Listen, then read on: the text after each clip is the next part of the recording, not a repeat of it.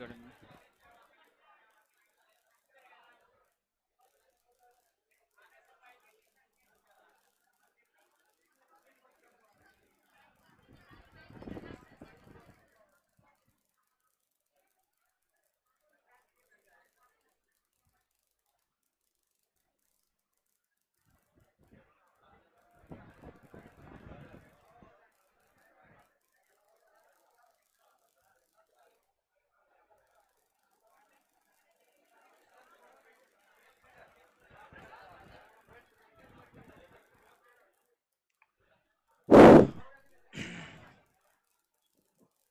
शांति बनाइए, शांति।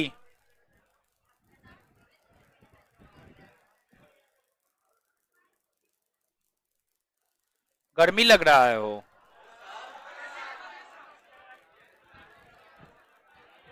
ए, ए, ए, ए।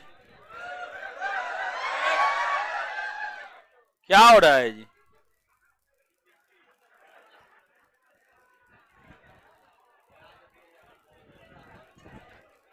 क्लासों में बर्दाश्त नहीं होता है फोन।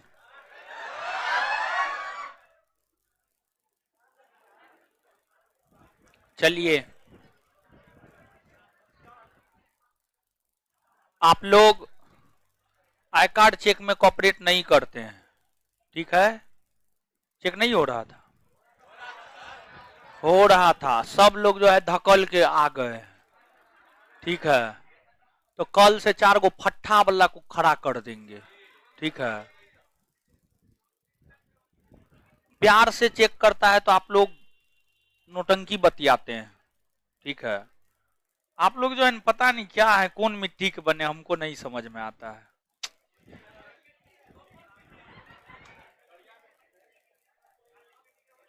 चलिए, क्या पढ़ा रहे थे बोलिए?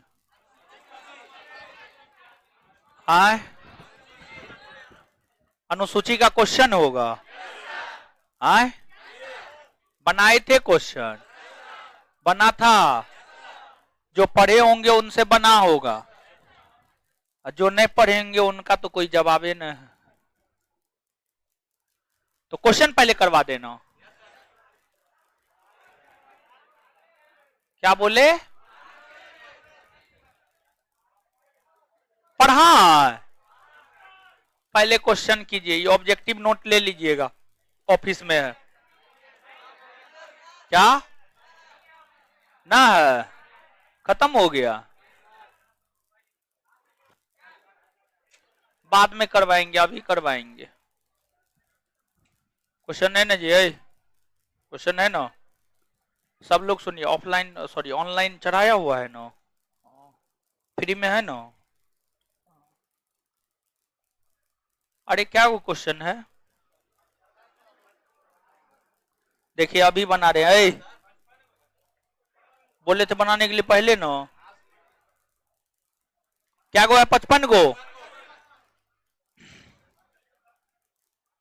10 से 15 मिनट में क्वेश्चन हो जाएगा, फिर नया चैप्टर पढ़ाएंगे। क्वेश्चन करवा देंगे, इससे होगा कि आपका रिवीजन भी हो जाएगा। रिवीजन हो जाएगा। पंकज थोड़ा इधर कीजिए तो। हाँ, चलिए सुनिए, आइए भाई जी लोग आ जाइए क्वेश्चन पे, दीदी जी लोग आप लोग भी आइए। क्वेश्चन दिखाई दे रहा पीछे वाले? तो खरीद काहे न लिए हो भाई महाराज, आप लोग खरीदते भी ना है भाई? नहीं है? है? कोई कहता है, कोई कहता है नहीं है। है, ठीक। किसके किसके पास है? हाथ खड़ा कीजिए तो।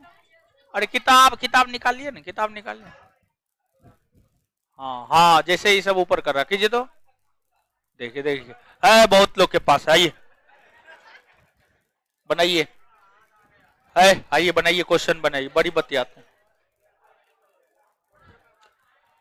पहला क्वेश्चन आप सभी के समक्ष है, भारत के मूल संविधान में कुल कितने अनुच्छेद? 8। वाह रे बहादुर।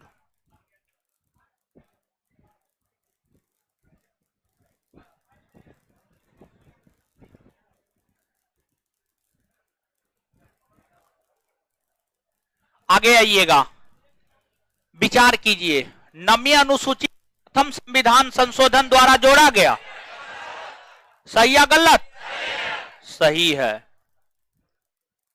12वीं अनुसूची का संबंध शहरी स्थानीय निकाय से, सही या गलत? सही है। विवाह एवं विवाह विच्छेद समवर्ती सूची का विषय, सही है। बोडो को 71वां संविधान संशोधन द्वारा भारतीय संविधान में शामिल किया गया। बोडो को 92वां संविधान संशोधन 2003 के तहत शामिल किया गया है, ना कि 71वां के तहत। मतलब आंसर क्या होगा? 1, 2 एवं 3, यानी आंसर क्या हो जाएगा? सी। भारतीय संविधान में है 9, 12, 10, 11 कितना? 12 अनुसूची, 12 अनुसूची, 12 है। सुनिए, फोन करके बोलिए वो पंखा, ठीक है, और इधर भी एगो, ठीक है, 3 गो पंखा का बोलिए कंडेंसर बदलने के लिए आज रात में अभी, ठीक है, क्लास के बाद, ठीक है, बोलिए कंडेंसर खरीद के लाएगा। ये कोई बहुत बड़ा चीज नहीं है। 1, 2, 3 और कोई पंखा नहीं नाच रहा है। और एगो बोलिए यहाँ पे पंखा लगा देने के लिए वहां पे, ठीक है, लड़की लोग इधर ही छोटा पंखा है, वहां पे एगो पंखा लगवाइए।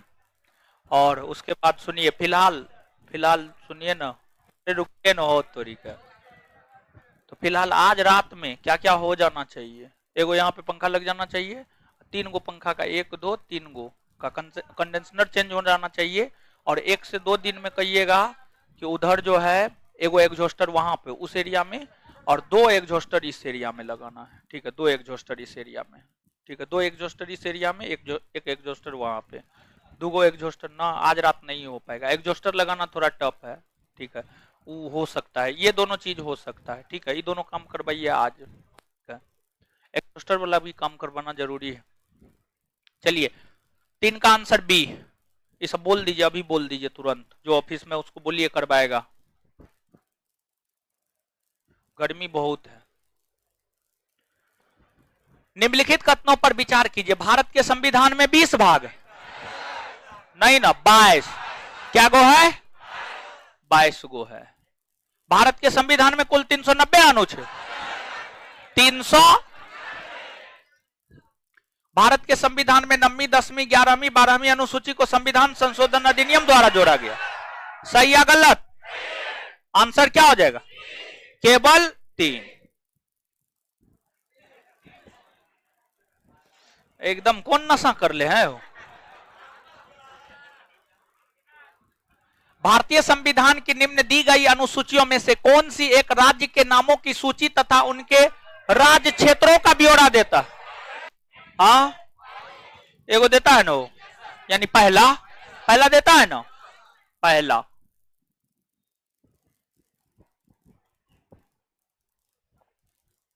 यदि भारत संघ के एक नए राज्य का सृजन करना हो तो संविधान की निम्नलिखित अनुसूचियों में किए एक अवश्य संशोधित किया जाना चाहिए। कौन? पहली। कौन? पहली।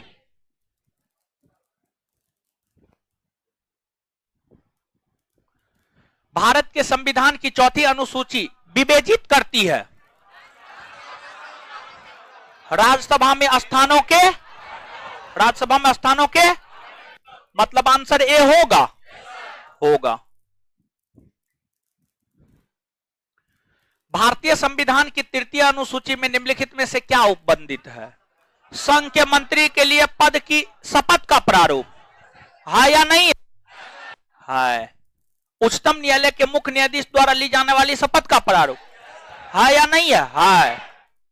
भारत के राष्ट्रपति के लिए है? नहीं ना है। कितने लोगों के शपथ ग्रहण की चर्चा 3री अनुसूची में? कितने? कौन कौन? राष्ट्रपति, उपराष्ट्रपति और, तो ये गलत है ना हो। संसद के सदस्य द्वारा ली जाने वाली शपथ का प्रारूप है या नहीं है? 1, 2 और 4, मतलब आंसर सी। सूची 1 को सूची 2 से सुमेलित कीजिए तथा सूचियों के नीचे दिए गए कुट से सही उत्तर चुनिए। चतुर्थ अनुसूची में क्या है? राज्यसभा। षष्टम जनजातीय क्षेत्र। अष्टम नवम, मतलब क्या हो जाएगा? 3 4 2 1, 3 4 2 1, मतलब आंसर क्या हो जाएगा? क्या हो जाएगा? सी हो जाएगा। राज्य भूमि सुधार अधिनियम को संवैधानिक सुरक्षा प्रदान करने हेतु सम्मिलित किया गया कौन? 9वीं अनुसूची। 9वीं अनुसूची। आगे सूची 1 को सूची 2 से मिलाइए। 7वीं अनुसूची में क्या है? विधायी शक्तियों का विवरण। 8वीं में भाषा। 9वीं में कुछ अधिनियमों का विधि मान्यकरण। और 10वीं में दल, मतलब 3 1 4 2, 3 1 4 2। आंसर क्या हो जाएगा? सी होगा।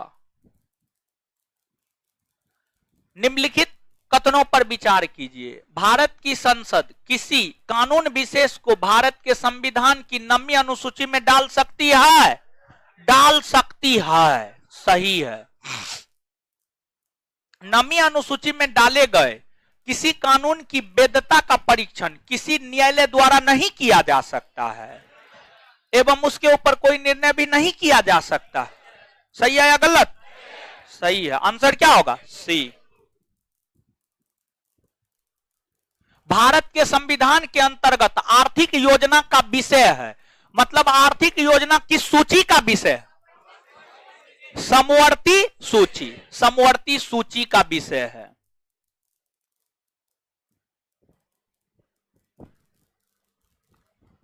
आगे संघ सूची में कितना विषय?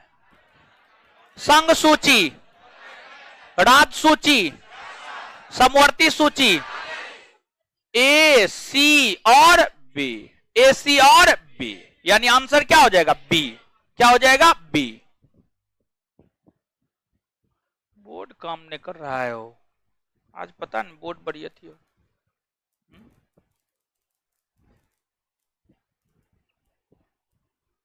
चलिए आगे। आर्थिक नियोजन भारतीय संविधान की किस सूची में सम्मिलित? किसमें? समवर्ती सूची में।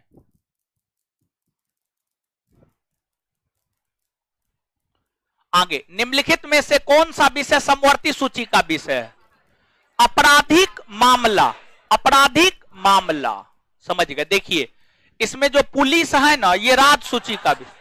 रेडियो और टेलीविजन संघ सूची। अब विदेशी मामले संघ सूची। विदेशी मामले संघ सूची। निम्नलिखित में से कौन सी मद भारत के संविधान की समवर्ती सूची में है? समवर्ती सूची में है जनसंख्या नियंत्रण और परिवार नियोजन। जनसंख्या नियंत्रण और परिवार नियोजन।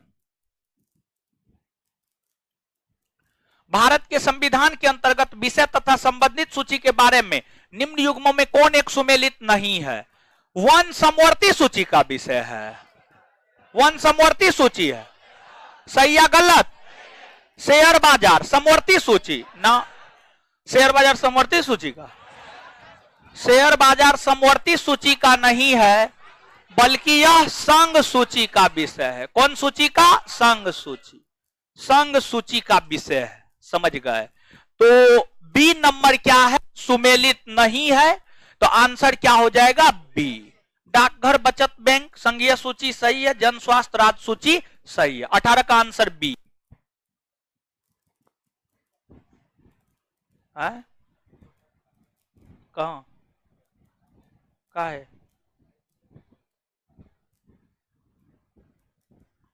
आज तोरी का ऑनलाइन में कट रहा है। क्वालिटी बोरिंग लगता। ठीक तो चल रहा है जी।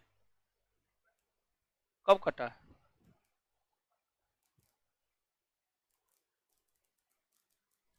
काहे कट रहा है? नीचे में क्लास चल रहा है जी। चलो रुकिए 1 मिनट।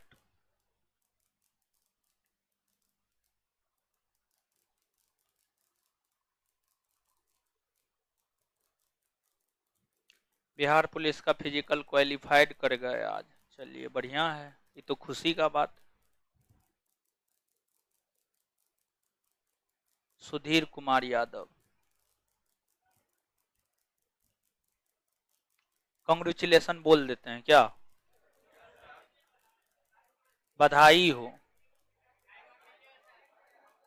मिठाई मांगे है भट्ट?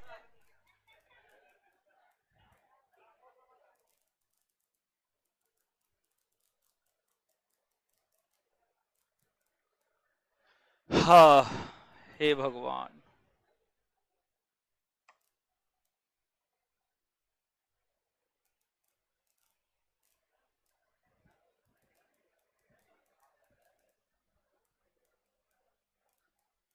कभी कभी कटता है।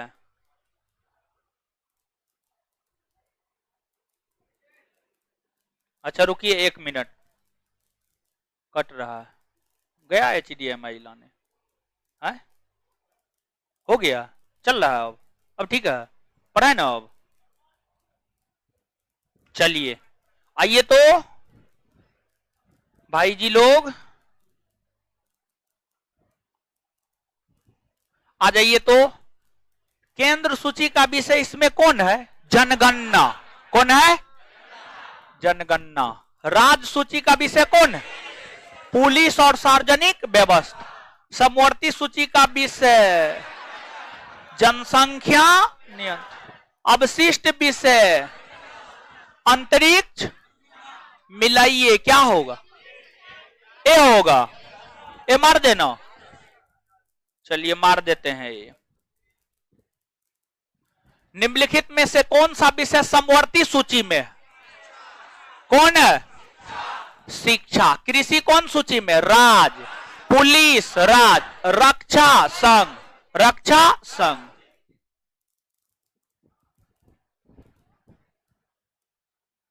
शिक्षा जो प्रारंभ में राज्य सूची का विषय था उसे समवर्ती सूची में हस्तांतरित किया गया। 42वां संविधान 42वां संविधान संशोधन। आगे, भारतीय संविधान के निम्नलिखित में से कौन से प्रावधान शिक्षा पर प्रभाव डालते हैं? राज्य के नीति निर्देशक तत्व। जब आप राज्य के नीति निर्देशक तत्व को पढ़िएगा, इसकी चर्चा 36 से 51 और 36 से 51 के बीच में एक अनुच्छेद है, अनुच्छेद 45। वह बालकों यानी 6 वर्ष से यानी 6 वर्ष से कम उम्र के जो बालक होते हैं उन्हें शिक्षा प्रदान करने की बात करता है, तो यह प्रभाव डालता है। ग्रामीण और शहरी स्थान यानी का ये भी डालता है। पंचम अनुसूची, ये स्पेशली अनुसूचित क्षेत्र में डालता है। षष्टम अनुसूची असम, मेघालय, मिजोरम, त्रिपुरा में डालता है। सप्तम अनुसूची, इसमें तो 3 सूची है, इसमें तो शिक्षा की चर्चा है, मतलब सब प्रभाव डालता है। मतलब 1 2 3 4 और 5, 1 2 3 4 और 5। चलिए, भारतीय संविधान की 7वीं अनुसूची के अंतर्गत संघ सूची में निम्नलिखित में से किसका उल्लेख नहीं है? गैस। किसका नहीं है? गैस। छूट गया। ओ, भारत के संविधान की निम्नलिखित में से कौन सी एक अनुसूची में दल बदल विरोधी कानून विषय किसमें है? 10वीं अनुसूची में। किसमें है? 10वीं।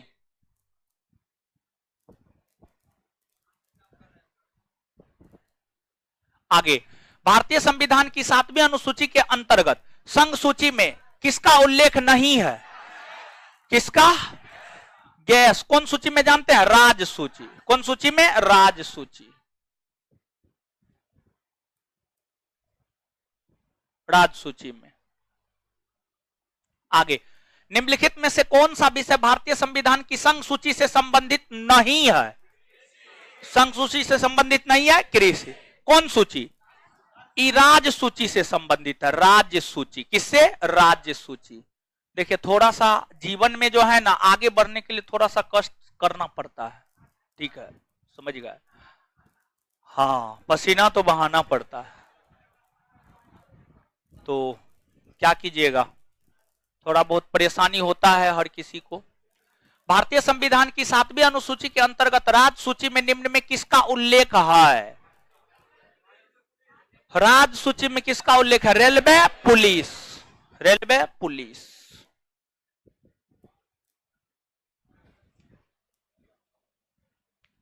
पंचायती राज विषय किस सूची में शामिल है? राज्य सूची। किसमें? राज्य सूची, राज्य सूची। निम्नलिखित में से कौन सा विषय भारतीय संविधान की 7वीं अनुसूची की सूची 3 समवर्ती सूची में शामिल है? दंड प्रक्रिया, दंड प्रक्रिया, दंड प्रक्रिया। विवाह, विवाह विच्छेद, कारागार राज्य सूची। विवाह, विवाह विच्छेद, गोद लेना संविधान की 7वीं अनुसूची में निम्नलिखित के अंतर्गत सम्मिलित किए जाते हैं। सूची 3 समवर्ती सूची, समवर्ती सूची। सरकारों द्वारा शुल्क एवं कर लगाने का अधिकार संविधान के किस अनुसूची में उल्लिखित है? 7वीं में है। किसमें है? 7वीं, 7वीं में है। कोहिलो केस भारत के संविधान की किस अनुसूची से संबंधित है? देखिए, भूमि विवाद से संबंधित है तो भूमि विवाद 9वीं अनुसूची, यानी कोहिलो के संविधान के 9वीं अनुसूची।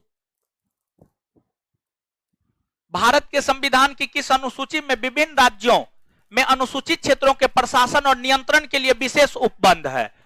5वीं में है। किसमें है? 5वीं। भारत के संविधान में 5वीं अनुसूची और 6ठी अनुसूची के उपबंध निम्नलिखित में से किस लिए किए गए हैं? अनुसूचित जनजातियों के हितों के संरक्षण के लिए, अनुसूचित जनजातियों के हितों के संरक्षण के लिए। संविधान की अनुसूची 6 इनमें से किस राज्य में लागू नहीं होगी?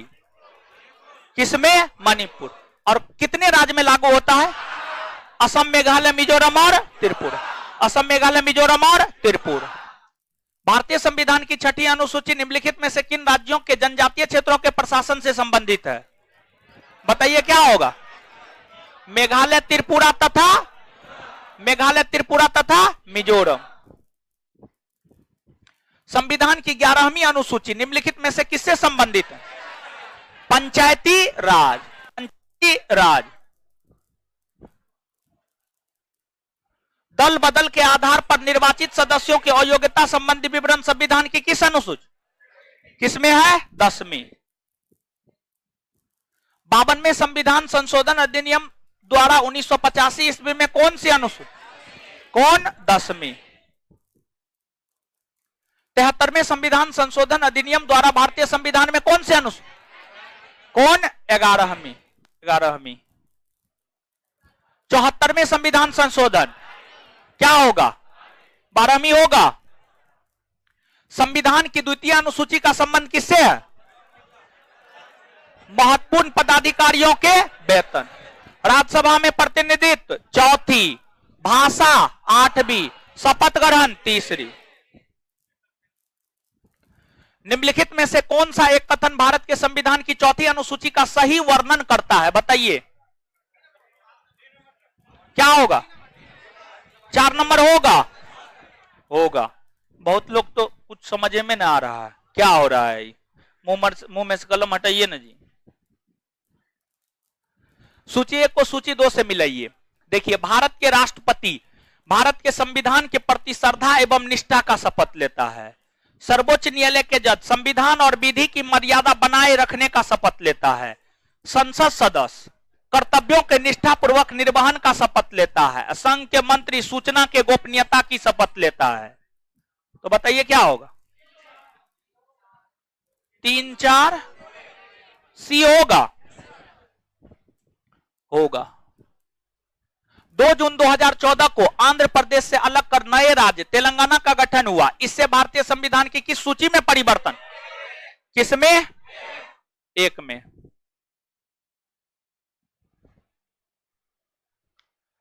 कौन सुमेलित नहीं है? कौन सुमेलित नहीं है? आपराधिक मामला समवर्ती सूची सही है। निगम कर संघ सूची सही है।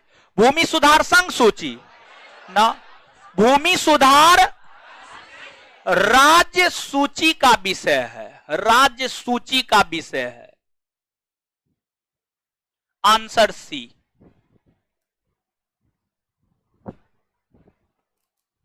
10वीं अनुसूची को जिस समय संविधान में जोड़ा गया उस समय भारत के प्रधानमंत्री राजीव गांधी। अब प्रथम अनुसूची के समय 11वीं और 12वीं पीवी नरसिम्हा। 9वीं अनुसूची को जब संविधान में जोड़ा गया इस समय देश के प्रधानमंत्री पंडित जवाहरलाल। जनगणना किस सूची का विषय? जनगणना संघ सूची का विषय।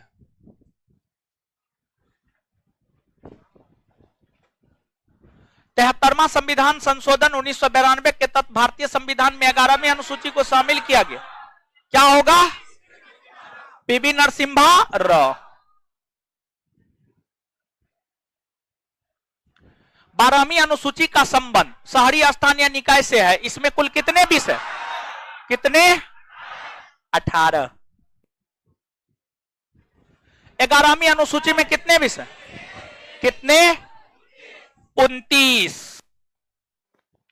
निम्नलिखित में से कौन से सुमेलित है? बीमा संघ सूची का विषय है। जनसंख्या नियंत्रण समवर्ती सूची है। प्रति व्यक्ति कर राज्य सूची है। निगम कर संघ सूची है। सब सुमेलित है। आंसर क्या होगा? डी। क्या होगा? डी। भारत के संविधान 52 नंबर हो गया ना? हो गया? 52 नहीं हुआ है। भारत के संविधान के निम्नलिखित में से कौन से अनुसूची स्वायत्त शासित जिला परिषद के? छठी। क्या है वो क्वेश्चन है? दुगो और है।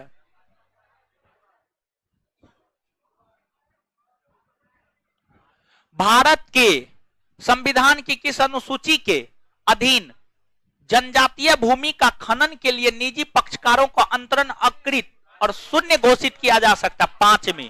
कौन? 5वीं।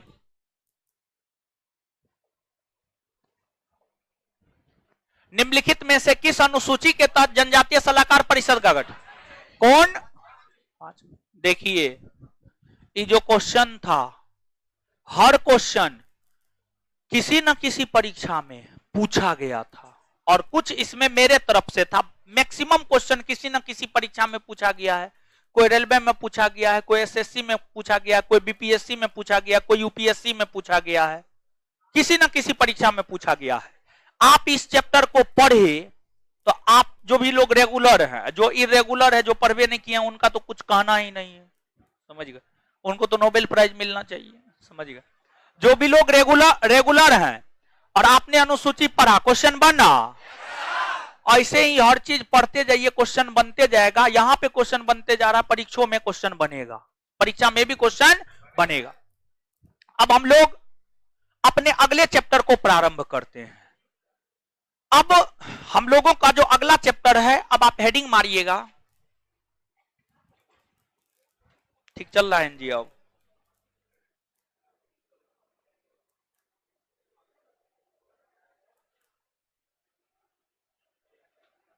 लिखिएगा।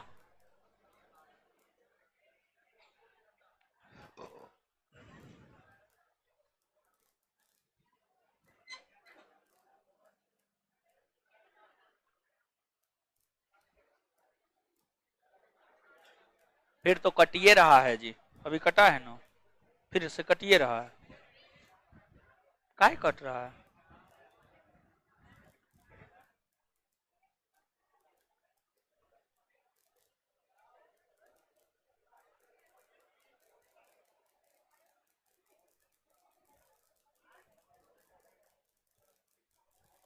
कट होता है ना? अच्छा ठीक है, देखते हैं। आज थोड़ा बहुत इधर उधर हुआ है। अच्छा ठीक है, थोड़ा सा आज मैनेज कीजिए। ऑनलाइन वाले लोग आज मैनेज कीजिए, देखते हैं अभी। चलिए, तो अगला चैप्टर जो हम लोगों का है वह है भारतीय संविधान की ऐतिहासिक पृष्ठभूमि। आगे आप हेडिंग मारिए, भारतीय संविधान की ऐतिहासिक पृष्ठभूमि। भारतीय संविधान की ऐतिहासिक पृष्ठभूमि।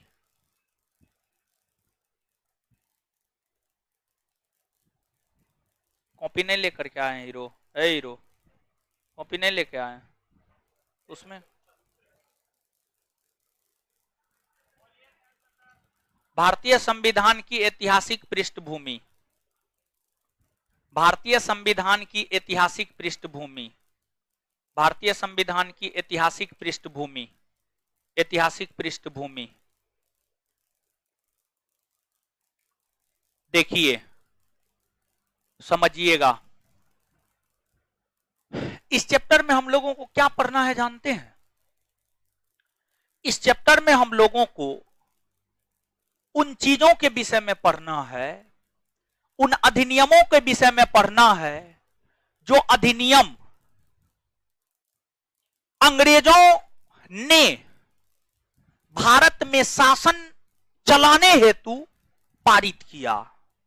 अंग्रेजों ने भारत में शासन चलाने हेतु 1773 का रेगुलेटिंग एक्ट पारित किया, 1784 का पिट्स इंडिया एक्ट पारित किया तथा अन्य कई सारे अधिनियम पारित किए। उन्हीं सब अधिनियमों के विषय में इस चैप्टर में हम लोगों को पढ़ना है। तो अब समझिएगा क्या हुआ था, कब हुआ, कैसे हुआ, हर प्रकार की बात हम आपके साथ करेंगे अभी, ठीक है? तो आते हैं।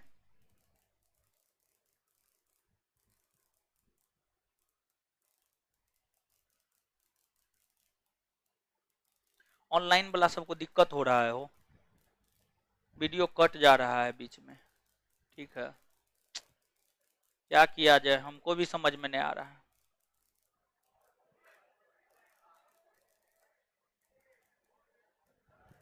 आए क्या किया जाए? चलिए, क्या क्या ये लोग कर देता है, क्या कुछ किए हैं काज? तो फिर गड़बड़ काहे हो रहा है आज? बात है कि आप लोग भी जो है ना खाली क्लास लगा देते हैं, बाद में क्या गड़बड़ हुआ क्या से वो सब कभी आज तक जीवन में चेक किए हैं?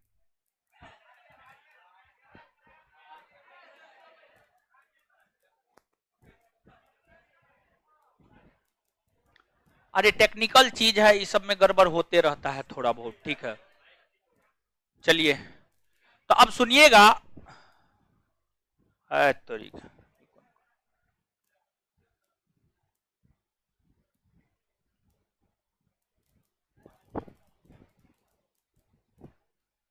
अब सुनिएगा, जो अगला चैप्टर है हम लोगों को भारतीय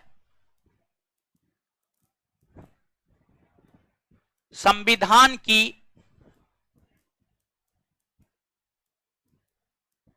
ऐतिहासिक पृष्ठभूमि,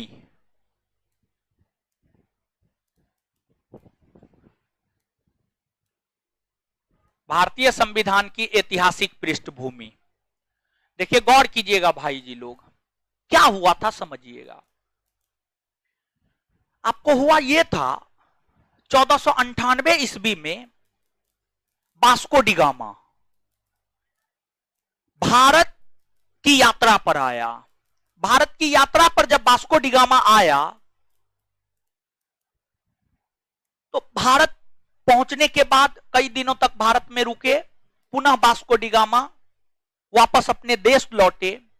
जब वास्को डी गामा पुनः अपने देश लौट रहे थे तो वे भारत का कुछ गोल मिर्च, जिसको आप लोग मरीच या काली मिर्च कहते हैं, मरीच या काली मिर्च, जीरा मरीच, जीरा मरीच समझते हैं ना?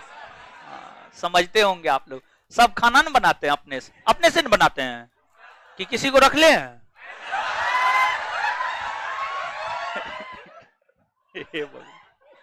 सुनिएगा, तो जो वास्को डी गामा है, सुनिएगा आप, वास्को डी गामा कुछ गोल मिर्च भारत से लेकर पुर्तगाल गया। जब भारत से लेकर पुर्तगाल गया और उस गोल मिर्च को जब पुर्तगाली बाजार में बेचा गया तो जितना में खरीदा गया था उसका 60 गुना अधिक मुनाफा प्राप्त हुआ। तो लगा ये तो सोना चीज है, हीरा चीज है, इसको तो हम बेचेंगे तो एकदम अरबपति खरबपति बन जाएंगे। पुर्तगाल के लोगों को लगा तो पुर्तगाल के लोग व्यापार करने के लिए भारत आए, और पुर्तगाल के लोग जब व्यापार करने के लिए भारत आए तो उसको भारतीय व्यापार में बहुत अधिक मुनाफा मिल रहा था।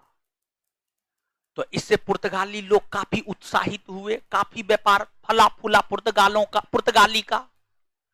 तो पुर्तगाल यूरोप महादेश का एक देश है और ब्रिटेन भी यूरोप महादेश का एक देश है। जैसे कि मान लीजिए आपका पड़ोसी, आपके पड़ोसी को नौकरी हो जाता है तो कैसे मिर्ची लगता है आपको? ये हमको भी होना चाहिए। मिर्ची लगता है कि नहीं लगता? अगर मिर्ची लगता है तो आप ठीक ठाक हैं, नहीं तो आपको रांची या आगरा जाने की जरूरत है। ये होना चाहिए। अरे बगल में कोई सफल हो गया है तो लगना चाहिए मिर्ची, समझे? है बट अरे कहा जाता है जो जीता वही सिकंदर, समझ गए? कुछ हो कैसो हो नौकरी होना चाहिए, समझ? कैसे हो, गलत धंधा से सही धंधा से, कुछ हो किसी भी रूप में नौकरी चाहिए। नौकरी मिल गया आप सफल हैं। आज के डेट में ज्ञान प्राप्ति का मतलब क्या है जानते? नौकरी मिलना, नौकरी मिलना। पहले ज्ञान प्राप्ति का मतलब कुछ और होता था, अब नौकरी मिल गया आप बहुत बड़ा ज्ञानी है। नौकरी नहीं मिला, आपके पास कितना नॉलेज है, कोई वैल्यू ना है। जैसे कि मान लीजिए कि एक जॉब वाला लोग एक महीना में जितना कमाएगा उतना हम एक दिन में, अच्छा जॉब, ए ग्रेड जॉब की हम बात करते हैं, समझे? एक जॉब वाला लोग एक महीना में, ए ग्रेड जॉब वाले लोग एक महीना में जितना कमाएगा हम उतना एक दिन में कमाते हैं, समझिएगा? लेकिन फिर भी अगर आप, है ताली नहीं बजाना, अगर हम जाएंगे अपने समाज में कोई जॉब वाला रहता है तो उसको कुर्सी मिलता है, हमको नहीं मिलता है, समझे? लेकिन हमको मिल जाता है, मास्टर है ना। एक बात बोल रहे हैं तो अब सुनिएगा, समझिएगा, सुनिएगा, सुनिए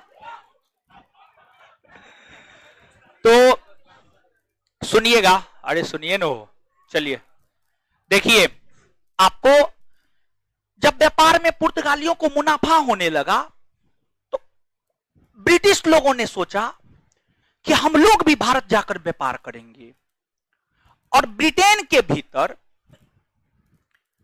एक कंपनी स्थापित हुआ, British East India Company. Britain के भीतर एक कंपनी स्थापित हुआ, British East India company. British East India company की स्थापना 1600 ईस्वी में हुई। 1600 ईस्वी में जब ब्रिटिश ईस्ट इंडिया कंपनी की स्थापना हुई तो स्थापना के बाद इसका उद्देश्य था भारत पहुंचना, अब भारत पहुंचकर व्यापार करना। जब यह कंपनी स्थापित हुआ था तो उस समय भारत में मुगल वंश का शासन था। मुगल वंश का जो शासन रहा है वह आपको 1526 से 1707, 1526 से 1707, और ऐसा नहीं है कि 1707 के बाद मुगलों का शासन नहीं रहा है, 1707 के बाद भी मुगलों का शासन रहा है, 1707 के बाद भी मुगलों का शासन रहा है, क्लियर है? तो अब समझिएगा, लेकिन मुख्य तौर पर इसी अवधि में मुगलों का शासन रहा। तो ब्रिटिश ईस्ट इंडिया कंपनी की स्थापना के समय 1600 ईस्वी में भारत में मुगल वंश का शासन था। इस समय ब्रिटेन की महारानी एलिजाबेथ प्रथम थी। जब ब्रिटिश ईस्ट इंडिया कंपनी की स्थापना हुई तो ब्रिटेन की महारानी थी एलिजाबेथ प्रथम। और जो एलिजाबेथ प्रथम थी, यह कंपनी को यह अधिकार दिया कि कंपनी भारत जाकर व्यापार कर सकती है। कंपनी भारत व्यापार करने के लिए पहुंची, भारत में व्यापार करना शुरू की। भारत में कंपनी का व्यापार प्रारंभ जहांगीर के काल में हुआ। देखिए, जब कंपनी स्थापित हुआ था तो मुगल बादशाह अकबर था। मुगल बादशाह अकबर की हम बात करें तो जो अकबर है, अकबर का शासन काल था 1556 से 1605। 1605 अकबर के बाद जहांगीर बना, जहांगीर का शासन काल है 1605 से 1627। 1605 से 1627। तो कंपनी के स्थापना के समय मुगल बादशाह अकबर, और कंपनी जब भारत में व्यापार करने लगा तो उस समय मुगल बादशाह जहांगीर। मुगल बादशाह जहांगीर। कंपनी आया, भारत में व्यापार करने लगा, ठीक ठाक व्यापार कर रहा था। कालांतर में जाकर 1707 ईस्वी में मुगल बादशाह औरंगजेब का निधन हो गया। औरंगजेब का निधन हो गया। और जब मुगल बादशाह औरंगजेब का निधन हुआ ना, तो औरंगजेब के बाद जो मुगल बादशाह बने वे मुगल बादशाह बहादुर शाह प्रथम, जहांदार शाह, फर्रुखसियर, रफीउद्दर्जात, रफीउद्दौला, मोहम्मद शाह, फिर अहमद शाह। ये सब काफी अयोग्य मुगल बादशाह था, अयोग्य, इनमें योग्यता नहीं थी। इन बादशाहों को जैसे कि बहादुर शाह जफर को साहेब खबर, यानी उनको अपने राज का कोई खबर ही नहीं था, जिस कारण उसे साहेब खबर। फिर जहांदार शाह को लंपट मूर्ख, फर्रुखसियर को घृणित कायर, और मोहम्मद शाह को रंगीला बादशाह। हमेशा वो अपने मिजाज में रहता था, अपने रंग में रहता था। तो कहने का मतलब यह है कि 1707 ईस्वी में औरंगजेब के निधन के बाद कोई भी योग्य मुगल बादशाह नहीं हुए, कोई भी योग्य मुगल बादशाह नहीं हुए। और कोई भी योग्य मुगल बादशाह नहीं हुए, इसी का फायदा अंग्रेजों ने उठाया। अंग्रेजों ने इसी का फायदा उठाया। और इसका फायदा उठाते हुए अंग्रेज भारत में व्यापार करने के साथ साथ भारत के राजनीति में भी हस्तक्षेप करना शुरू कर दिया। भारत के राजनीति में भी हस्तक्षेप करना शुरू कर दिया। और जब भारत के राजनीति में हस्तक्षेप करना शुरू कर दिया, तो अब यह कंपनी व्यापारिक कंपनी के साथ साथ राजनीतिक कंपनी बनने लगी। भारत के राजनीति में प्रत्यक्ष तौर पर हस्तक्षेप कंपनी ने 1757 के पलासी युद्ध से किया। और 1757 के पलासी युद्ध से कंपनी ने भारत में ब्रिटिश कंपनी के शासन को स्थापित किया। 1757 में एक युद्ध हुआ था, उसे हम लोग पलासी का युद्ध कहते हैं। पलासी का युद्ध बंगाल के नवाब और ब्रिटिश कंपनी के बीच हुआ। बंगाल के नवाब सिराजुद्दौला और ब्रिटिश कंपनी के बीच हुआ। और इस युद्ध में ब्रिटिश कंपनी की जीत हुई और बंगाल के नवाब की हार हुई। इस युद्ध से ही अंग्रेजों ने भारत में ब्रिटिश सत्ता को स्थापित किया। अंग्रेजों ने भारत में ब्रिटिश सत्ता को स्थापित किया। कंपनी अब भारत में राजनीति भी करने लगा, शासन प्रशासन भी करने लगा। अब यहां पे पहले रोकते हैं, एक बात बताइएगा, रिलायंस कंपनी या जियो कंपनी, जियो सबसे ज्यादा प्रसिद्ध है, जियो कंपनी और भारत सरकार दोनों एक है कि दोनों में कुछ अंतर है? अंतर है ना। अरे भारत सरकार है, जियो एक प्राइवेट कंपनी है। ये बात समझ में आ रहा है? तो वैसे ही British East India Company Britain की एक कंपनी मात्र थी, एक कंपनी थी मात्र, बस, उससे ज्यादा कुछ नहीं। और वहां ब्रिटेन का अपना संसद भी था, ब्रिटेन के भीतर ब्रिटेन की अपनी सरकार भी थी।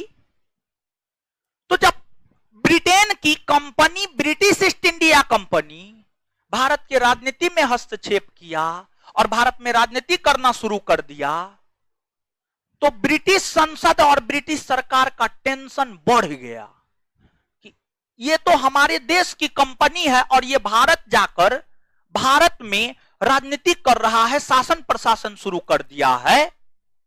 तो ब्रिटिश संसद ने यह तय किया कि ब्रिटिश कंपनी को हमें अपने नियंत्रण में लाना है।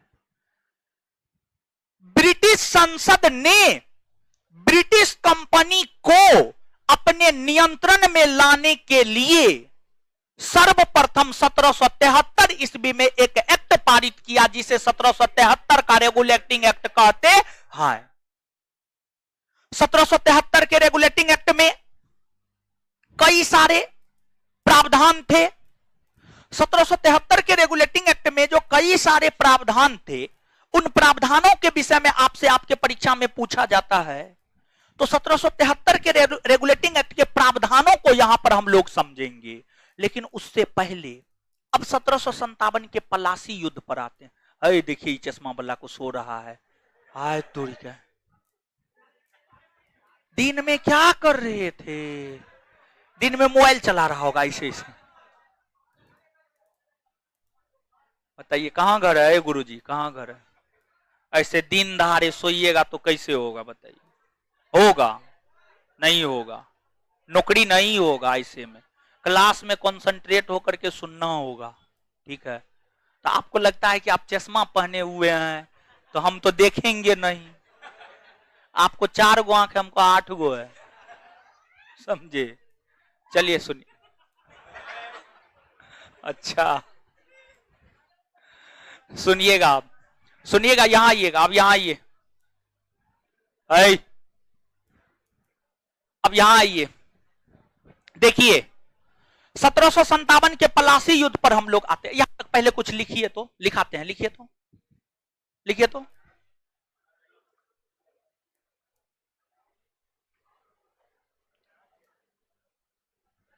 लिखिएगा 1600 ईस्वी में ब्रिटिश ईस्ट इंडिया कंपनी की स्थापना हुई। 1600 ईस्वी में, 1600 ईस्वी में ब्रिटिश ईस्ट इंडिया कंपनी की स्थापना हुई।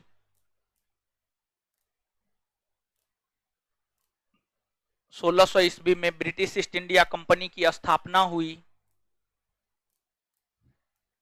इस समय ब्रिटेन की महारानी, इस समय ब्रिटेन की महारानी एलिजाबेथ प्रथम थी। इस समय ब्रिटेन की महारानी एलिजाबेथ प्रथम थी, एलिजाबेथ प्रथम थी, जिन्होंने, ब्रिटेन की महारानी एलिजाबेथ प्रथम थी जिन्होंने ब्रिटिश कंपनी को,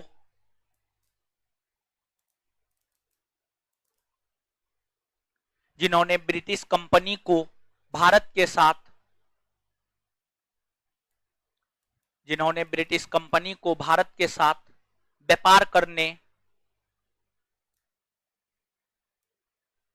जिन्होंने ब्रिटिश कंपनी को भारत के साथ व्यापार करने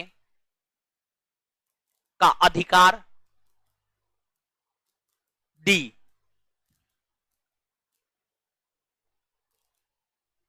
फुल स्टॉप। कंपनी की स्थापना के समय, कंपनी की स्थापना के समय, कंपनी की स्थापना के समय मुगल बादशाह,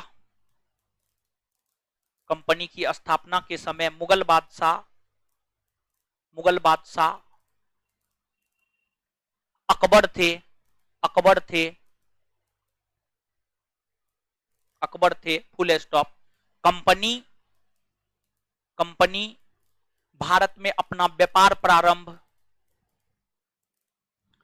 कंपनी भारत में अपना व्यापार प्रारंभ,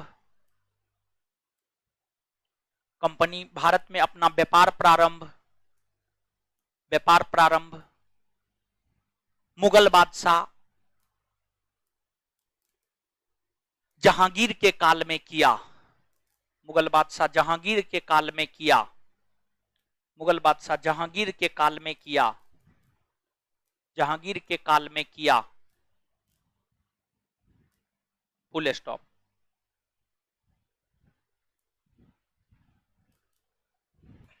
और जानते हैं कंपनी जब भारत में व्यापार कर रही थी ना, तो कंपनी को बहुत मुनाफा हो रहा था।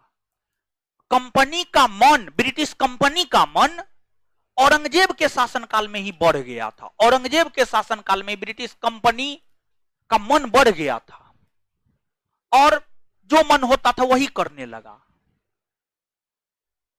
तो औरंगजेब के शासनकाल में कंपनी और मुगल बादशाह औरंगजेब के बीच नोकझोंक शुरू हो गया था।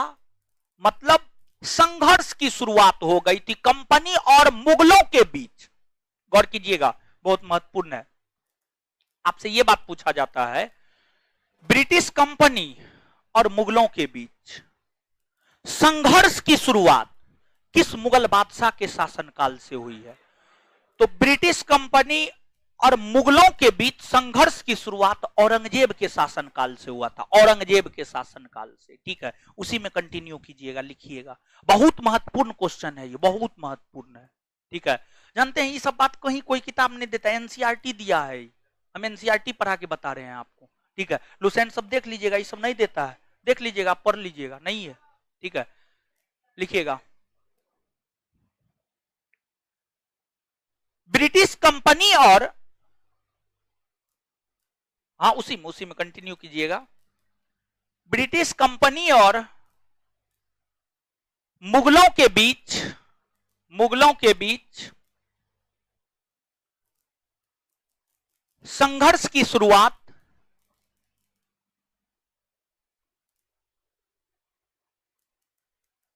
मुगल बादशाह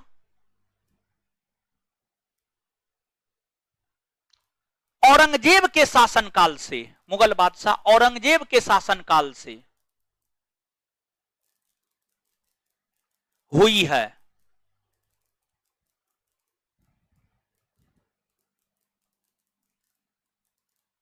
फुल स्टॉप, उसी में कंटिन्यू कीजिएगा। 1707 ईस्वी में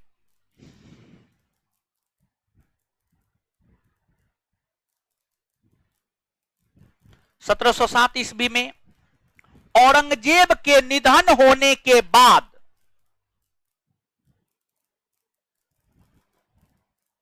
1707 ईस्वी में औरंगजेब के निधन होने के बाद,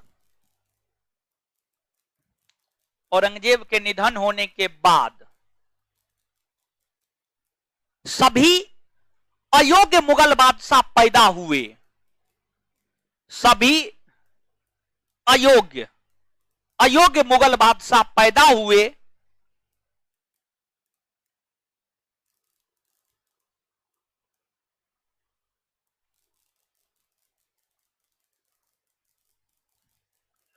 जिसका फायदा यानी लाभ, जिसका लाभ अंग्रेजी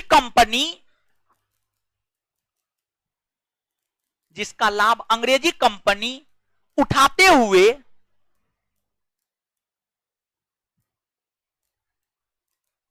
भारत की राजनीति में हस्तक्षेप करना प्रारंभ कर दिया, भारत की राजनीति में हस्तक्षेप करना प्रारंभ कर दिया।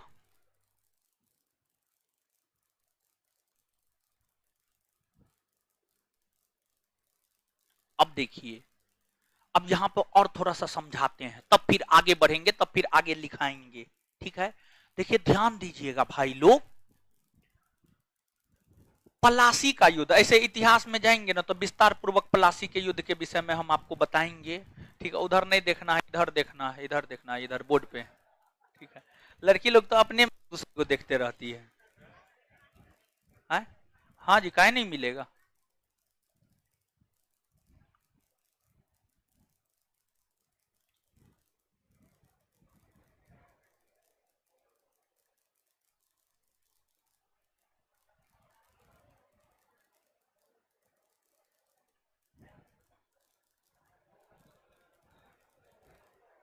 चलिए सुनिएगा, है भाई जी लोग, सुनिएगा।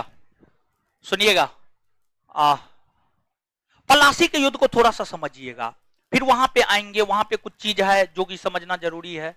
पलासी का युद्ध, पलासी कहां है जानते हैं? आप लोग जानते होंगे, बंगाल में। कहां है? बंगाल में पलासी है। बंगाल के पलासी नामक स्थान पर 23 जून 1757 को ब्रिटिश ईस्ट इंडिया कंपनी और बंगाल के नवाब सिराजुद्दौला के बीच युद्ध हुआ। इस युद्ध में नवाब सिराजुद्दौला की हार हुई और कंपनी की जीत हुई। जब कंपनी की जीत इस युद्ध में हुई और कंपनी ने नवाब सिराजुद्दौला को पराजित कर दिया, तो अब बंगाल, और इस युद्ध के दौरान ही नवाब सिराजुद्दौला मारे भी गए थे। युद्ध करते हुए नहीं मारे गए थे, बल्कि युद्ध भूमि से वापस लौट रहा था। तो मीर जाफर का पुत्र मीर जाफर के पुत्र मीरन ने सिराजुद्दौला की हत्या करवा दी। तो पलासी युद्ध से जब वापस लौट रहे थे, नवाब सिराजुद्दौला की हत्या कर दी गई। अब बंगाल का नवाब कोई नहीं बचा। जब बंगाल का नवाब कोई नहीं बचा, बंगाल के नवाब का पद खाली हो गया, तो अब बंगाल की राजनीतिक प्रभुसत्ता अंग्रेजी कंपनी के हाथ में आ गया। अब डिसाइड अंग्रेजी कंपनी करता कि बंगाल का अगला नवाब कौन बनेगा, बंगाल का अगला नवाब कौन बनेगा। कंपनी ने इसी युद्ध से भारत में ब्रिटिश सत्ता को स्थापित किया, और जब भारत में ब्रिटिश सत्ता को स्थापित किया, तो इसी युद्ध से कंपनी ने एक पद का सृजन किया जिसे बंगाल का गवर्नर कहा गया, जिसे बंगाल का गवर्नर कहा गया। तो 1757 के पलासी युद्ध से ही 1757 के पलासी युद्ध से ही बंगाल के गवर्नर का पद आया। बंगाल के गवर्नर का पद आया। गवर्नर का पद आया। यही बंगाल के गवर्नर के कार्य अधिकार शक्ति में इजाफा किया गया, और इसी बंगाल के गवर्नर को बंगाल का गवर्नर जनरल बनाया गया। फिर बाद में बंगाल के गवर्नर जनरल के कार्य अधिकार शक्ति में इजाफा किया गया और उनको भारत का गवर्नर जनरल बनाया गया। और फिर बाद में भारत के गवर्नर जनरल का पद नाम बदलकर भारत का वायसराय किया गया। भारत का वायसराय किया गया, और फिर भारत के वायसराय के पद नाम बदलकर स्वतंत्र भारत का गवर्नर जनरल किया गया, और स्वतंत्र भारत के गवर्नर जनरल का पद नाम बदलकर भारत का राष्ट्रपति किया गया। भारत का राष्ट्रपति किया गया। तो जो बंगाल के गवर्नर के पद हैं, यह 1757 के पलासी युद्ध से आए हैं। यह पद 1757 से 1773 तक रहा, और 1773 ईस्वी में एक एक्ट पारित हुआ जिसे 1773 का रेगुलेटिंग एक्ट कहते हैं। 1773 के रेगुलेटिंग एक्ट के तहत बंगाल के गवर्नर का पदनाम बदलकर बंगाल का गवर्नर जनरल कर दिया गया। बंगाल के गवर्नर का पदनाम बदलकर बंगाल का गवर्नर जनरल कर दिया गया। बंगाल का गवर्नर जनरल कर दिया गया। इसके बाद में जाकर 1833 ईस्वी में एक एक्ट पारित हुआ जिसे 1833 चार्टर एक्ट कहते हैं। 1833 के चार्टर एक्ट के तहत बंगाल के गवर्नर जनरल का नाम बदलकर भारत का गवर्नर जनरल किया गया। भारत का गवर्नर जनरल किया गया। भारत का गवर्नर जनरल किया गया। फिर आपको 1858 ईस्वी में एक एक्ट पारित हुआ जिसे 1858 का भारत परिषद अधिनियम कहते हैं, और 1858 के भारत परिषद अधिनियम के तहत भारत के गवर्नर जनरल का नाम बदलकर भारत का वायसराय किया गया। भारत के गवर्नर जनरल का नाम बदलकर भारत का वायसराय किया गया। भारत का वायसराय किया गया। भारत का वायसराय किया गया। इसके बाद भारत के वायसराय को जो स्वतंत्र भारत का गवर्नर जनरल किया गया, ये याद रखना आवश्यक नहीं है। ठीक है, ये याद रखना आपको आवश्यक नहीं है।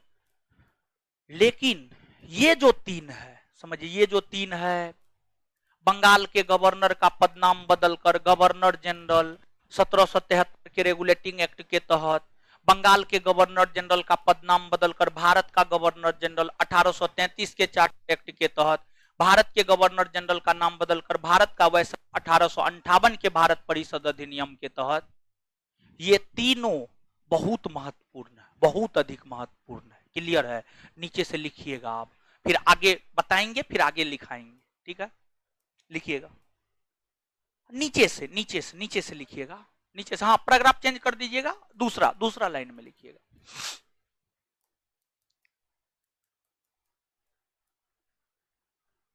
लिखिएगा,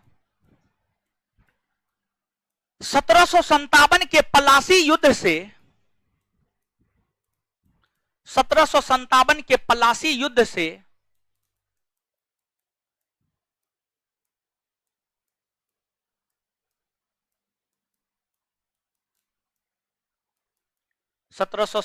के पलासी युद्ध से, पलासी युद्ध से अंग्रेजों ने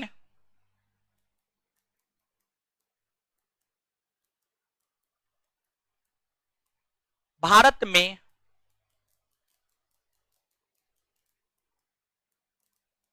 अपनी प्रभुसत्ता स्थापित की।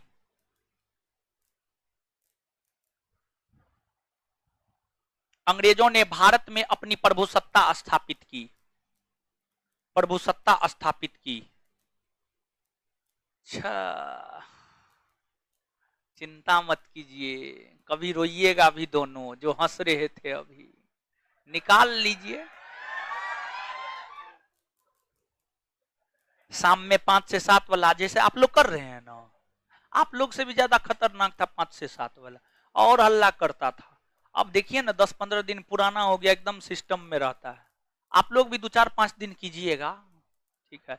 एक दिन धुआंधार बैटिंग हो गया, बस सब अपने शांत हो जाइएगा। हर बैच में 10-15 दिन पूरा हो होता है, ठीक है। आप लोग भी कर रहे हैं, कोई बात नहीं है, रीति रिवाज है, ठीक है। तो रीति रिवाज को तोड़ना काहे है, एक रोज बैटिंग हो गया बस काम खत्म।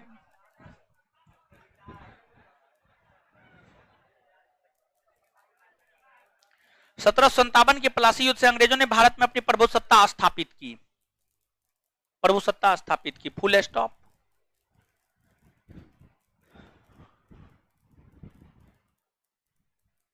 इस युद्ध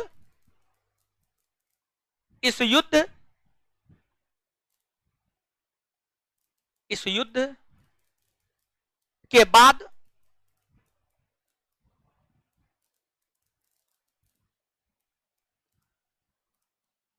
बंगाल के, इस युद्ध के बाद लिखे हैं, अच्छा ठीक है कोई, इस युद्ध के बाद बंगाल के गवर्नर का पद आया।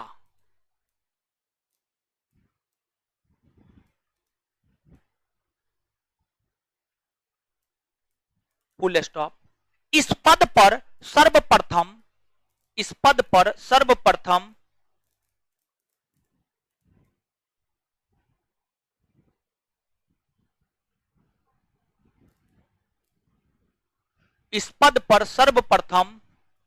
रॉबर्ट क्लाइव, इस पद पर सर्वप्रथम रॉबर्ट क्लाइव, हे भगवान,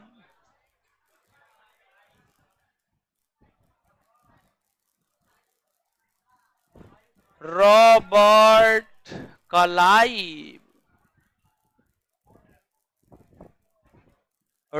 क्लाइव, इस पद पर सर्वप्रथम रॉबर्ट क्लाइव आसीन हुए, आसीन मतलब बैठे, बैठ शब्द थोड़ा सा ठीक नहीं लगता, आसीन अच्छा शब्द है, आसीन हुए, आसीन हुए। आप लोग तो लगता है मेक्सिको में पैदा हुए हैं। चलिए, आसीन हुए, फुल स्टॉप।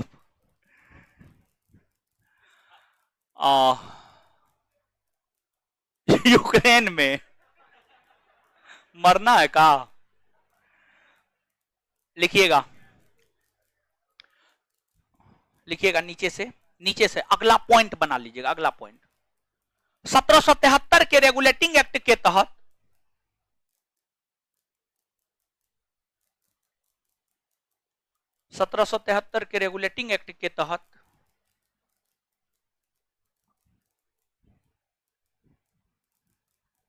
बंगाल के गवर्नर के कार्य अधिकार शक्ति में, बंगाल के गवर्नर के कार्य अधिकार शक्ति में बंगाल के गवर्नर के कार्य अधिकार शक्ति में इजाफा किया गया, इजाफा यानी वृद्धि, इजाफा किया गया तथा उसका पदनाम बदलकर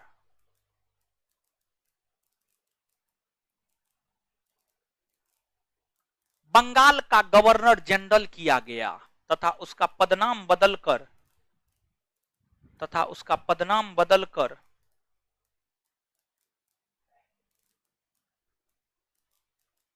तथा उसका पदनाम बदलकर बंगाल का गवर्नर जनरल किया गया।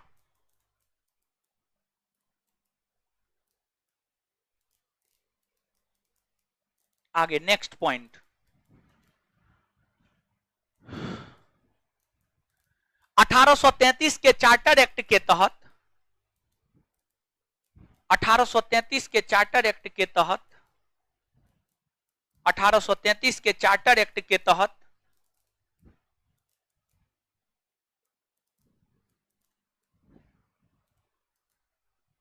बंगाल के गवर्नर जनरल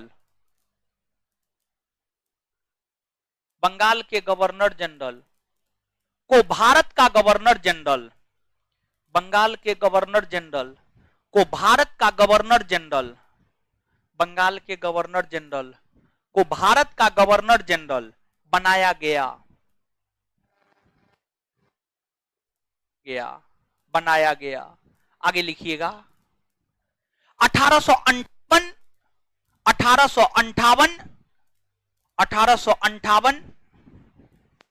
के भारत परिषद अधिनियम के तहत 1858 के भारत परिषद अधिनियम के तहत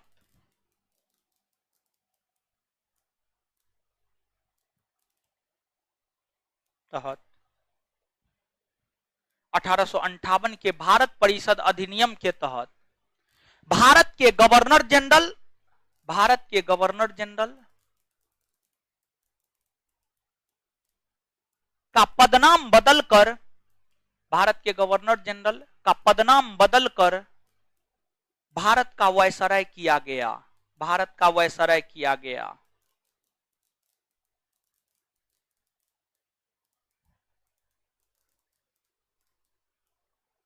भारत का वायसराय किया गया। भारत का वायसराय किया गया। है, सुनिए, अब यहां तक समझिए। देखिए, ये बात बताए हैं बंगाल का गवर्नर कौन बना है सर्वप्रथम? नहीं बताए, लिखाए हैं, बताए रॉबर्ट क्लाइव। कौन? रॉबर्ट। लेकिन अब हम लोगों को समझना है, बंगाल के अंतिम गवर्नर, बंगाल के प्रथम गवर्नर जनरल, भारत के प्रथम गवर्नर जनरल, भारत के अंतिम गवर्नर जनरल, भारत के प्रथम वायसराय, भारत के अंतिम वायसराय, स्वतंत्र भारत के प्रथम गवर्नर जनरल, इन तमाम चीजों को हमें समझना है। यहां तक बात कुछ क्लियर हुआ है? 1 सेकंड में इसको पढ़िए, तो जितना बताएं अभी 1 सेकंड में पढ़िए और 2 सेकंड में याद करवाएंगे हम आपको। जल्दी पढ़िए, पढ़िए, दांत नहीं निकालिए।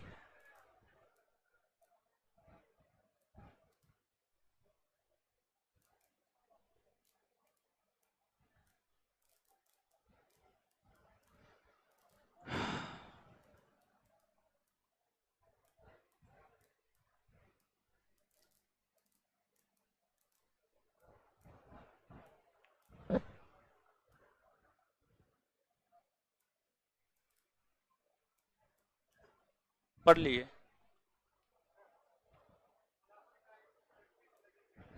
भागीरथी या गंगा, गंगा को पश्चिम बंगाल में भागीरथी भी कहा जाता।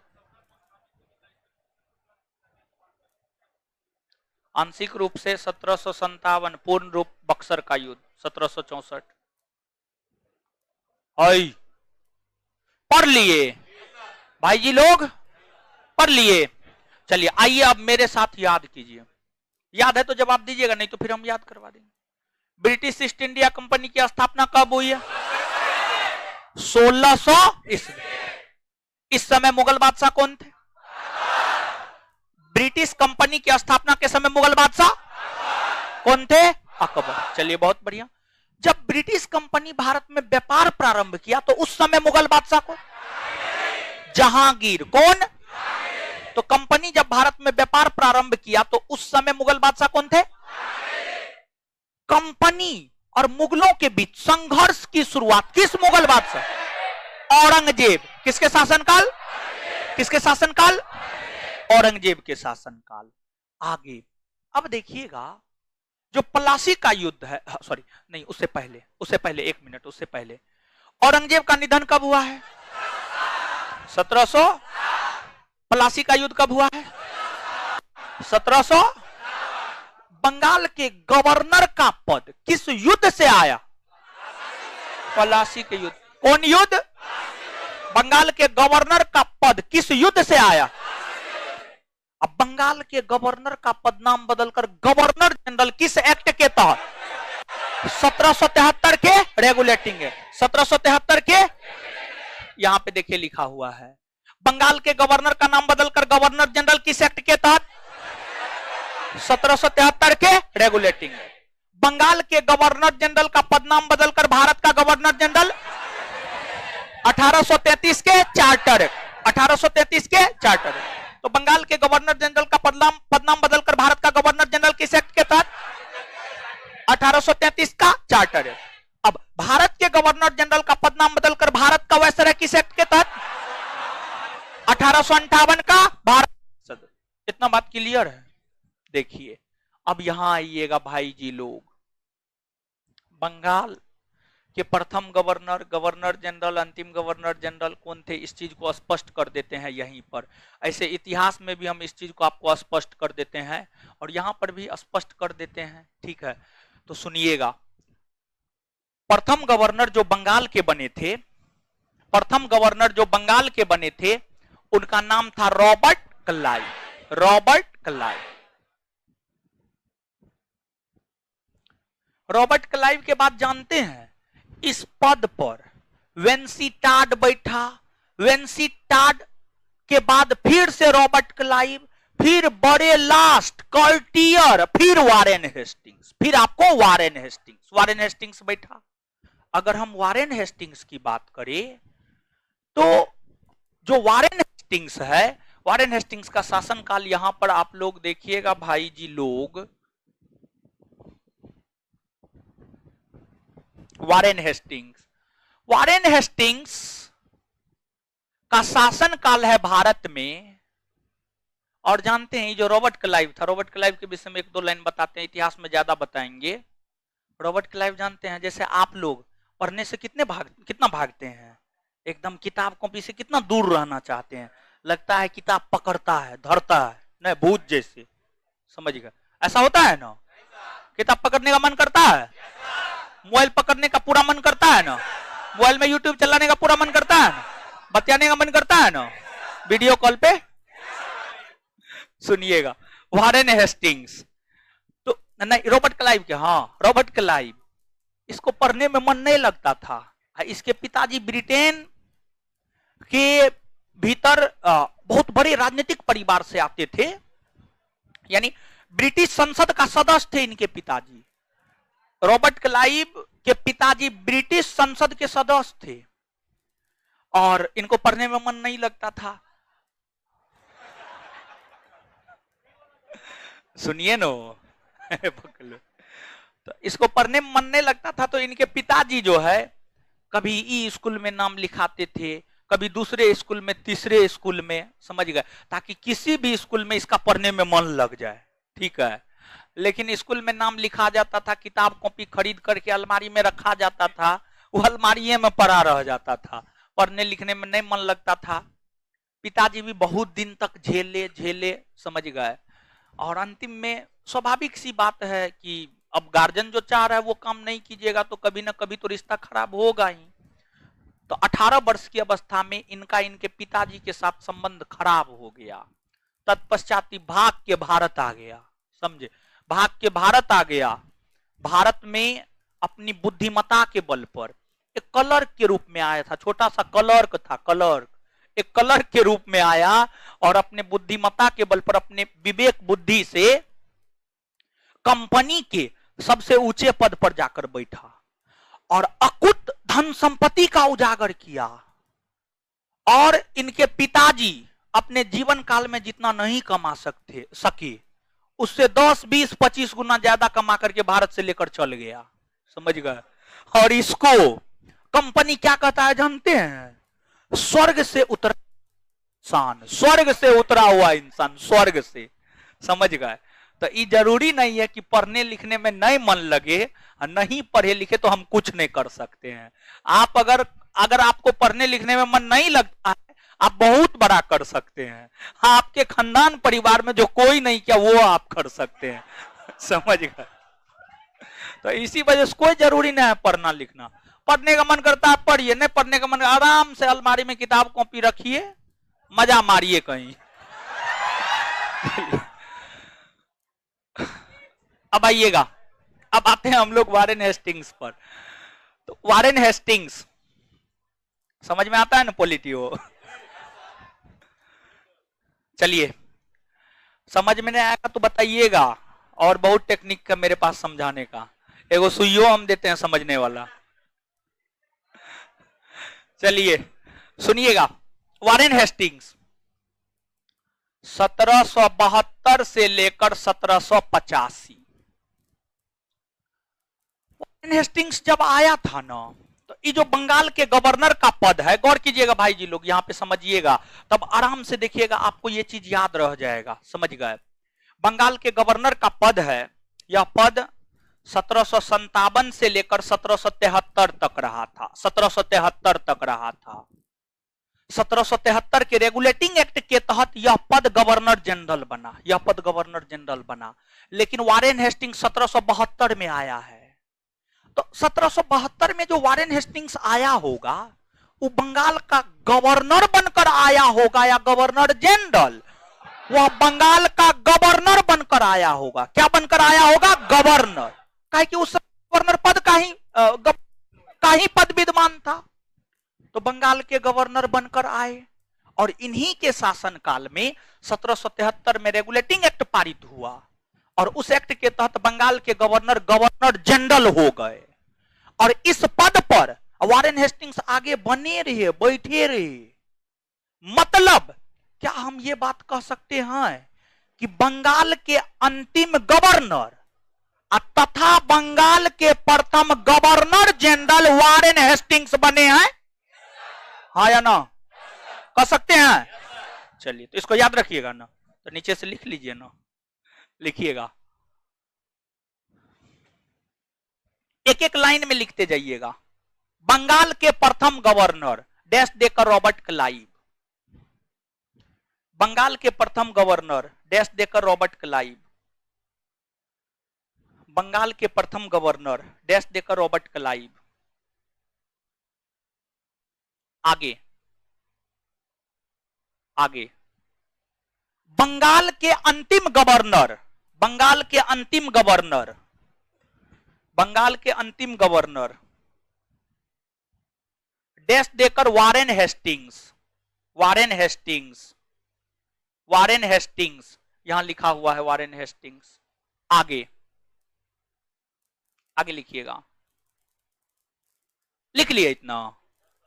आगे, बंगाल के प्रथम गवर्नर जनरल, बंगाल के प्रथम गवर्नर जनरल, बंगाल के प्रथम गवर्नर जनरल, बंगाल के प्रथम गवर्नर जनरल डैश देकर Warren Hastings, Warren Hastings, Warren Hastings. चलिए अब समझते हैं, अब आगे समझते हैं भाई जी लोग। देखिए,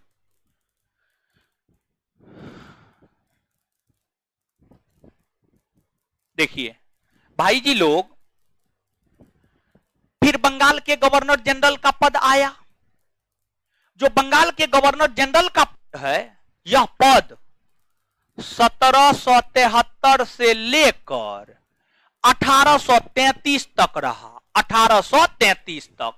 बंगाल के गवर्नर जनरल का पद 1773 से लेकर 1833 तक रहा और 1833 के चार्टर एक्ट के तहत बंगाल के गवर्नर जनरल भारत के गवर्नर जनरल बने। तो अब देखिएगा, एगो है Lord William Bentinck. Lord William Bentinck, तो बेंटिक जानते हैं 1828 से 1835, 1828 से 1835। तो एक बात बताइएगा भाई जी लोग, 1828 से 1835 के बीच में 1833 आता है? नहीं आता है। आता है न हो। और 1833 में एगो चार्टर एक्ट पारित हुआ। 1833 के चार्टर एक्ट के तहत, 1833 के चार्टर एक्ट के तहत बंगाल के गवर्नर जनरल भारत के गवर्नर जनरल बन गए। तो मतलब 1833 से पहले बंगाल के गवर्नर जनरल का पद विद्यमान था और 1833 के तहत बंगाल के गवर्नर जनरल भारत के गवर्नर जनरल बन गए। तो 1833 के बाद भारत के गवर्नर जनरल का पद अस्तित्व में आया।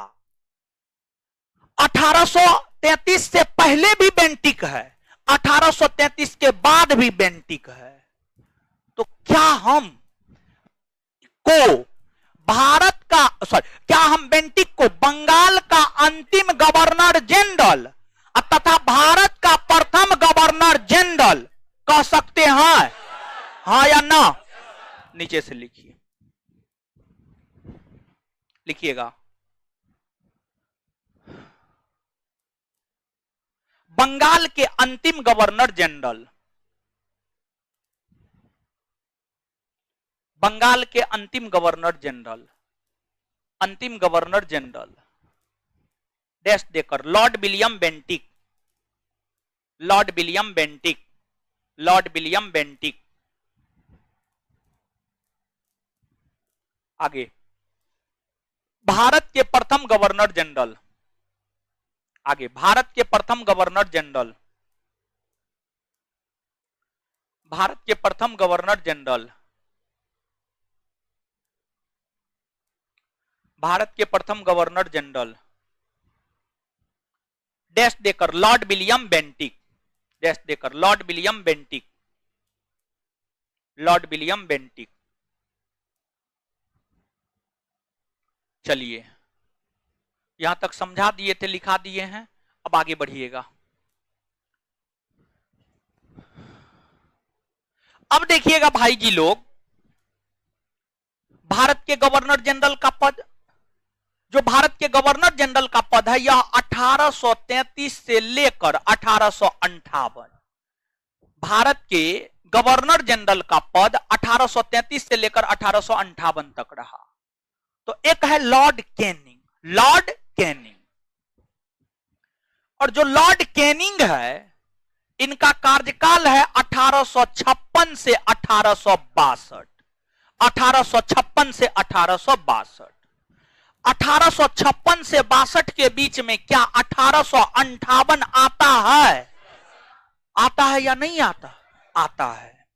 तो 1858 लॉर्ड कैनिंग के काल में 1858 का भारत परिषद अधिनियम पारित हुआ और 1858 के भारत परिषद अधिनियम के तहत भारत के गवर्नर जनरल भारत के वायसराय हो गए। भारत के गवर्नर जनरल भारत के वायसराय। तो 1858 से पहले भारत के गवर्नर जनरल का पद था, 1858 के बाद भारत के वायसराय का पद आया। 1858 से पहले भी कैनिंग था, 1858 के बाद भी कैनिंग है। मतलब भारत का अंतिम गवर्नर जनरल तथा भारत का प्रथम वायसराय लॉर्ड कैनिंग होगा कि नहीं होगा? होगा ना? तो लिखिए ना, नीचे से लिखिएगा। भारत के अंतिम गवर्नर जनरल, लिखिएगा, भारत के अंतिम गवर्नर जनरल, भारत के अंतिम गवर्नर जनरल, अंतिम गवर्नर जनरल डैश देकर Lord Canning, Lord Canning, Lord Canning. आगे, भारत के प्रथम वायसराय, भारत के प्रथम वायसराय, भारत के प्रथम वायसराय लॉर्ड कैनिंग। भारत के प्रथम viceroy Lord Canning, Lord Canning, Lord Canning, Lord Canning. चलिए आगे बढ़ते हैं। अब देखिएगा भाई जी लोग, यहां पर थोड़ा सा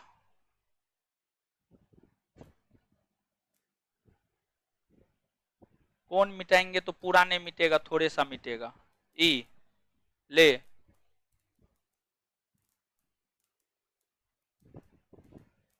चलिए अब सुनिएगा भाई जी लोग, ये जो भारत के वायसराय का पद है 1858 से लेकर 1947 तक रहा, 1947 तक रहा, 1947 तक। और भारत को आजादी भारतीय स्वतंत्रता अधिनियम 1947 के तहत मिली। भारतीय स्वतंत्रता अधिनियम 1947 के तहत ही भारत के वायसराय का पदनाम बदलकर स्वतंत्र भारत का गवर्नर जनरल किया गया, स्वतंत्र भारत का गवर्नर जनरल, गवर्नर जनरल किया गया, स्वतंत्र भारत का गवर्नर जनरल किया गया। गौर कीजिएगा भाई जी लोग, 1947 के भारतीय स्वतंत्रता अधिनियम के तहत और 1947 का भारतीय स्वतंत्रता अधिनियम जुलाई 1947 में आया था, जुलाई 1947, जुलाई 1947। इस अधिनियम के तहत भारत के वायसराय का पदनाम बदलकर स्वतंत्र भारत का गवर्नर जनरल किया गया। अब देखिएगा, एक वो था लॉर्ड माउंटबेटन, लॉर्ड माउंटबेटन। जो लॉर्ड माउंटबेटन है 1947 से 1948, 1947 से 1948 तक रहा था। और मार्च 1947 से, मार्च 1947, मार्च 1947 से 1948। और भारतीय स्वतंत्रता अधिनियम 1947 आया जुलाई 1947।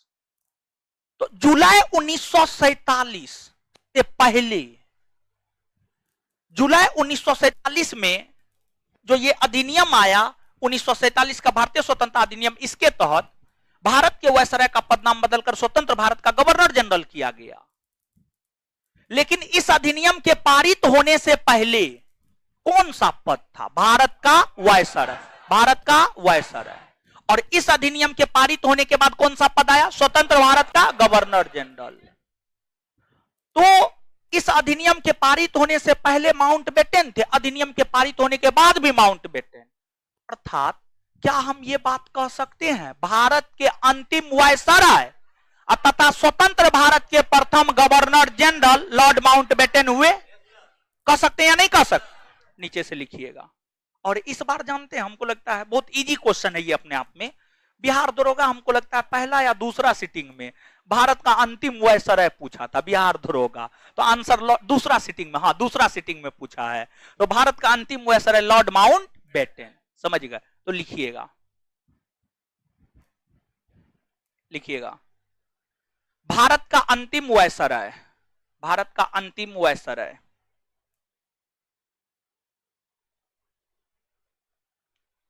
अंतिम वायसराय डैश देकर Lord Mountbatten, Lord Mountbatten, Lord Mountbatten, Lord Mountbatten, Lord Mountbatten. आगे लिखिएगा स्वतंत्र भारत का प्रथम गवर्नर जनरल, स्वतंत्र भारत का प्रथम गवर्नर जनरल। लिखिए ना, अगला लिखा रहे हैं, अरे लिखिए ना, लिख लिए। स्वतंत्र भारत का प्रथम गवर्नर जनरल, स्वतंत्र भारत का प्रथम गवर्नर जनरल, स्वतंत्र भारत का प्रथम गवर्नर जनरल डैश देकर Lord Mountbatten, Lord Mountbatten, Lord Mountbatten.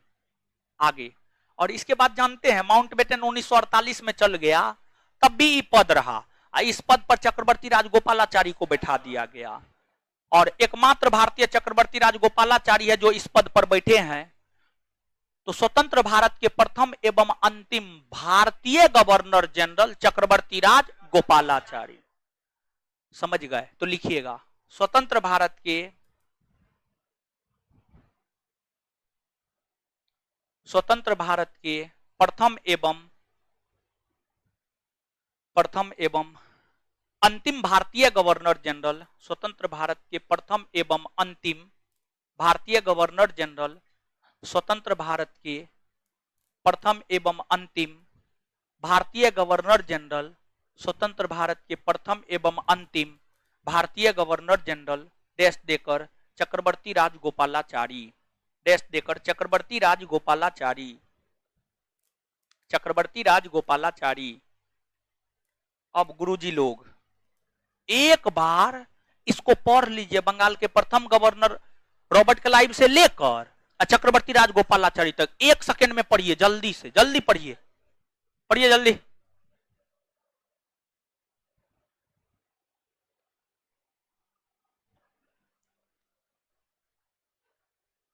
अभी पूछेंगे तुरंत उठा उठा करके।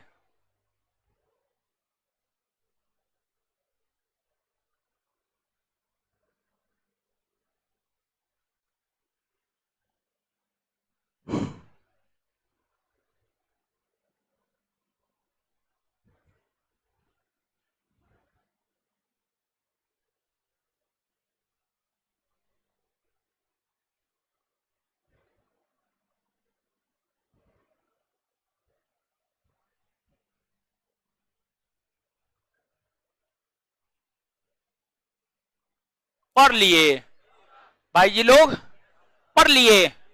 आइए अब मेरे साथ एक बार याद कीजिए। बंगाल के प्रथम गवर्नर रॉबर्ट, बंगाल के प्रथम गवर्नर, बंगाल के अंतिम गवर्नर वारेन, बंगाल के अंतिम गवर्नर, बंगाल के प्रथम गवर्नर जनरल, बंगाल के प्रथम गवर्नर जनरल वारेन, अब बंगाल के अंतिम गवर्नर जनरल कौन? लॉर्ड विलियम, बंगाल के अंतिम governor general Lord William Bentinck. अब भारत के प्रथम governor general Lord William, Bharat के प्रथम governor general Lord William Bentinck.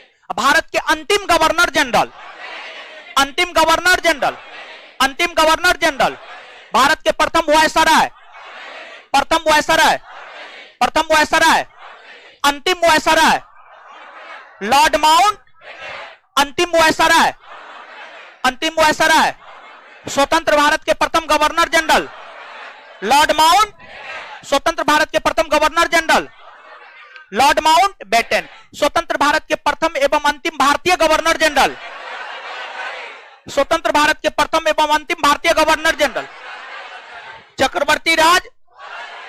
बात क्लियर हुआ? समझ में आ गया ना? याद हुआ ना? चलिए अब कोई भी पूछेगा तो आप बताइएगा कि नहीं बताइए? समझा दीजिएगा ना सबको? पक्का ना? घर पे जाके पढ़िएगा ना? आईपीएल नहीं देखिएगा? आईपीएल देखिएगा, सुंदर बीबी नहीं होगी। आईपीएल नहीं देखना है, घर पे जाके रिवीजन करना है। इससे आगे अगले क्लास में मिलते हैं। धन्यवाद। और ऑनलाइन वाले जो है आज थोड़ा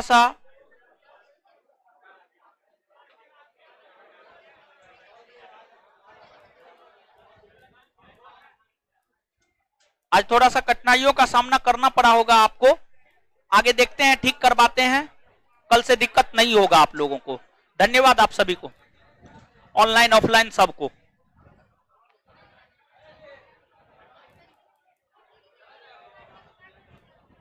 गुलशन कुमार।